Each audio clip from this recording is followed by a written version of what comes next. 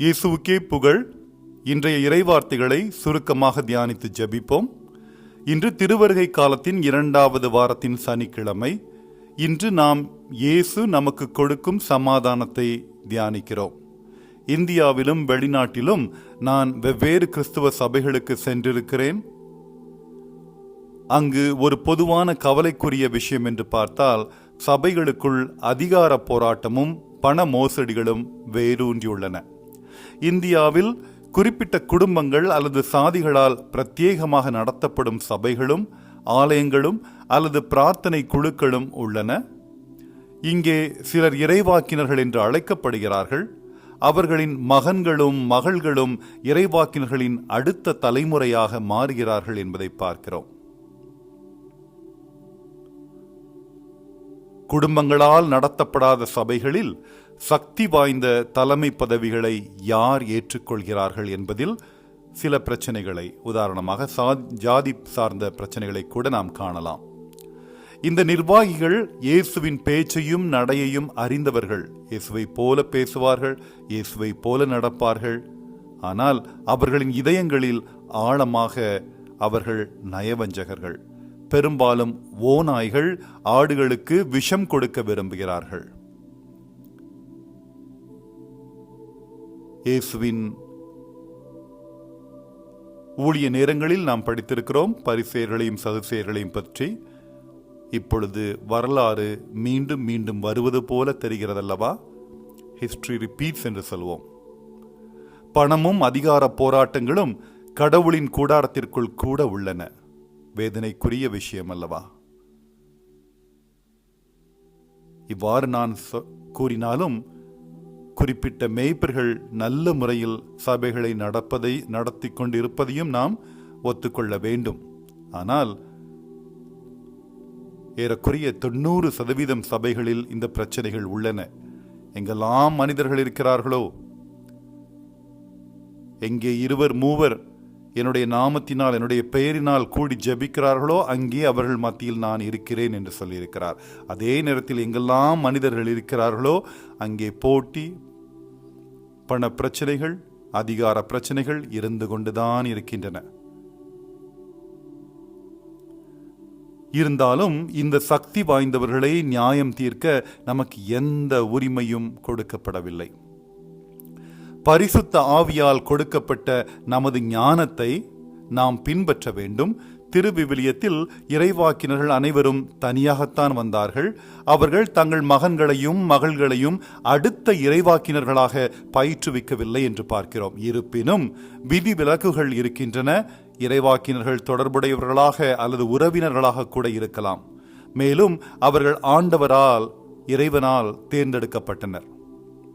இறைவாக்கினர்கள் மோசேயும் ஆரோனும் சகோதரர்கள். அவர்களுடைய சகோதரி மிரியாமும் ஒரு இறைவாக்கினர் தான்.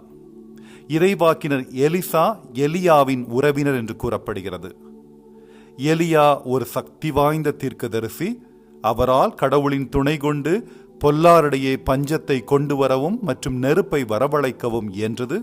ஒரு சூறாவளியில் நேரடியாக அவர் விண்ணுலகத்திற்கு அழைத்து செல்லப்பட்டார் என்று பார்க்கிறோம்.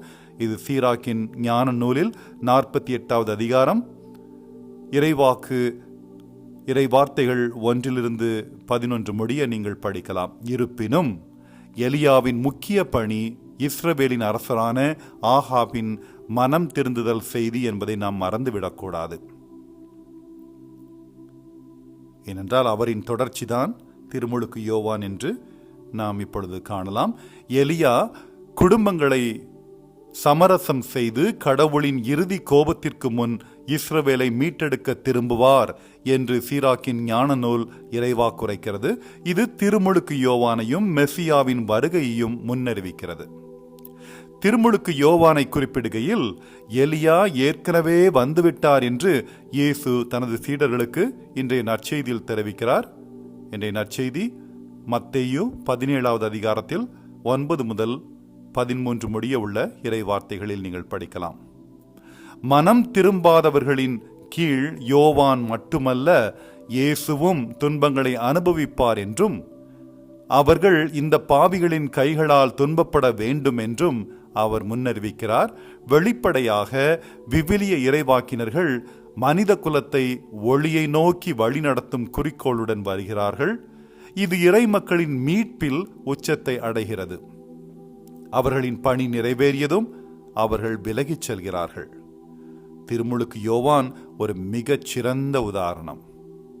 அவருக்கு உலக பற்றுகள் எதுவும் இல்லை, ஒரு துறவி. அவருடைய உடையோ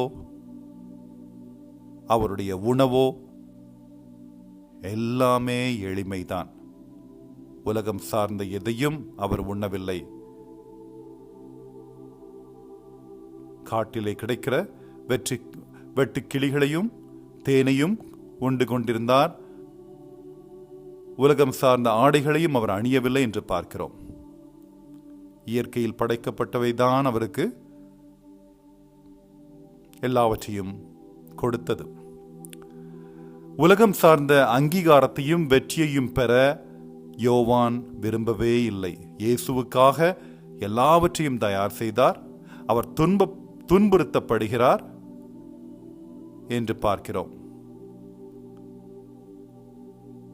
இன்னும் சொல்ல வேண்டும் என்றால், அவர் அடுத்தவருக்காக தன்னுடைய வாழ்க்கையை அர்ப்பணித்து விட்டுக் கொடுக்கிறார். தனக்கு என்று எதுவுமே வைத்துக் கொள்ளவில்லை. நாமும் இதை சிந்திக்க வேண்டும். நம் வாழ்க்கையில் நாம் விட்டுக் கொடுக்கிறோமா என்பதற்கு திருமுழுக்கு யோவானின் வாழ்க்கையே ஒரு சான்றாக இருக்கிறது. அவரை போல நாம் பின்பற்றுகிறோமா? அடுத்த இயேசுவுக்கு, அடுத்தவர்களுக்கு நாம் விட்டுக் கொடுக்கிறோமா என்பதையும் சிந்திக்க வேண்டும்.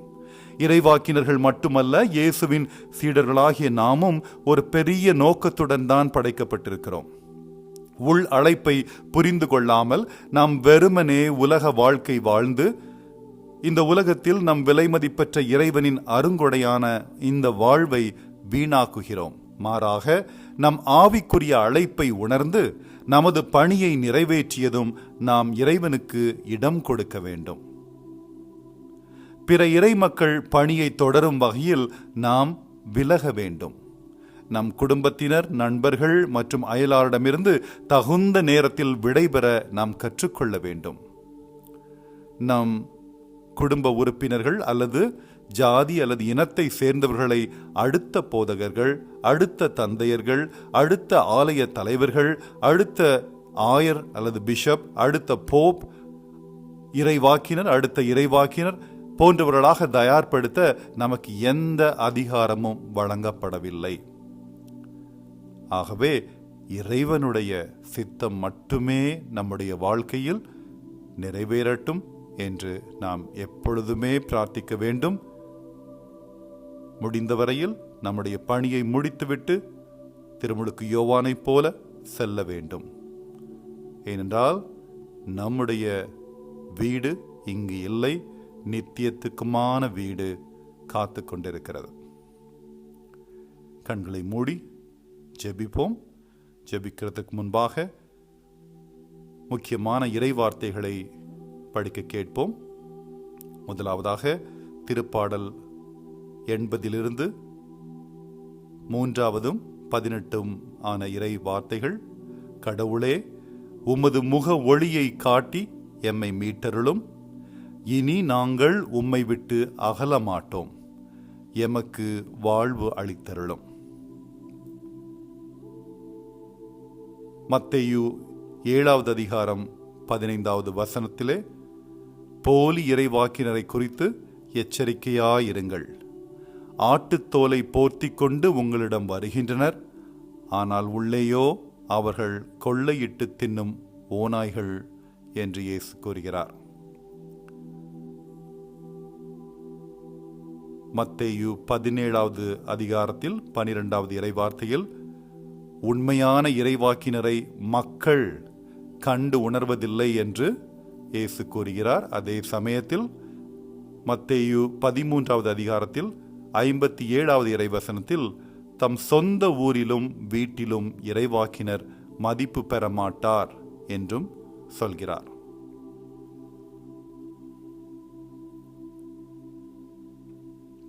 லூக்கா 3 இறைவார்த்தைகள் 4 6 கூறுவது, ஆண்டவருக்காக வழியை ஆயத்தமாக்குங்கள், அவருக்காக பாதையை செம்மையாக்குங்கள், மனிதர் அனைவரும் கடவுள் அருளும் மீட்பை காண்பர் என்று.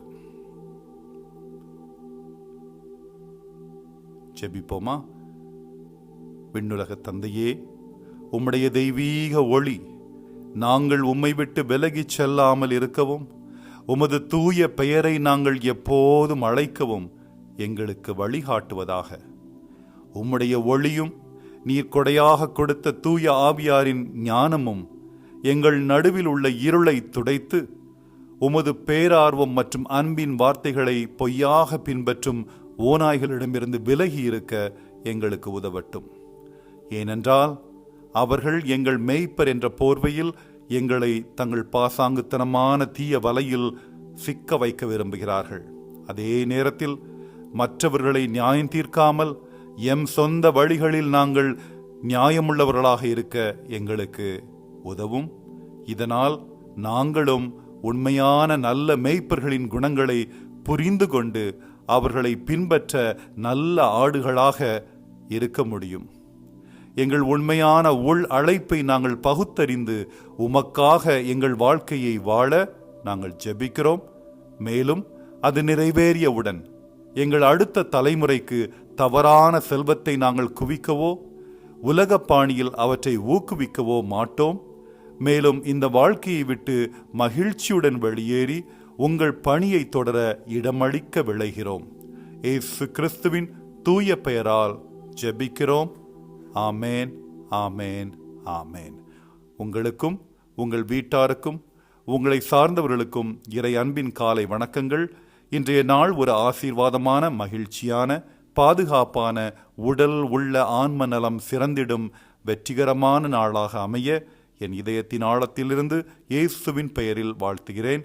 நேரம் கிடைக்கும் பொழுது இன்றைய நற்செய்தியை முழுமையாக படியுங்கள். நன்றி.